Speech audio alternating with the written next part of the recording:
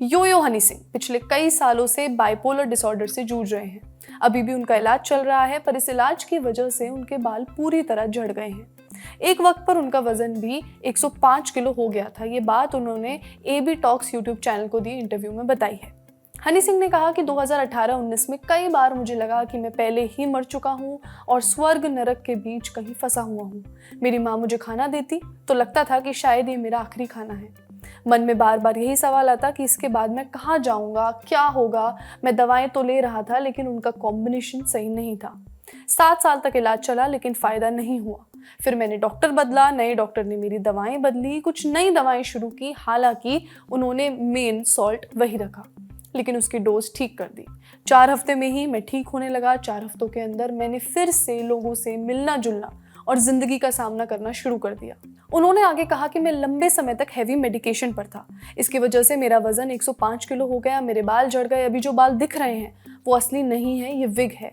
मैं पूरी तरह बॉल्ड हो चुका हूँ।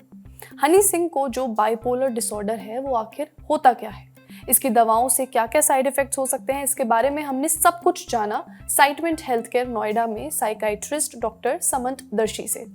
डॉक्टर समंत कहते हैं कि बाइपोलर डिसऑर्डर एक मेंटल हेल्थ कंडीशन है।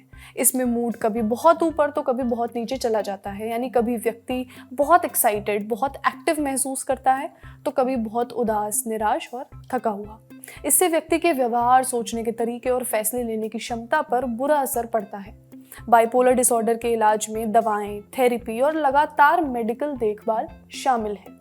सही इलाज और सपोर्ट से इस डिसऑर्डर को काफ़ी हद तक संभाला जा सकता है। बाइपोलर डिसऑर्डर की कुछ दवाएं वजन बढ़ा सकती हैं, बाल भी झड़ सकते हैं। साथ ही इन दवाओं के कुछ और साइड इफेक्ट्स भी दिख सकते हैं, जैसे बहुत नींद आना, थकान, हाथ कांपना, मुंह सूखना, भूख बढ़ना, कब्ज, ध्यान की कमी, बेचैनी और हार्मोनल बदलाव। कई लोगों में ये साइड इफेक्ट्स दवा शुरू करने के कुछ हफ्तों या महीनों के भीतर दिखने लगते हैं। वजन धीरे धीरे बढ़ सकता है, जबकि बाल पतले होना कुछ महीनों बाद नजर आ सकता है।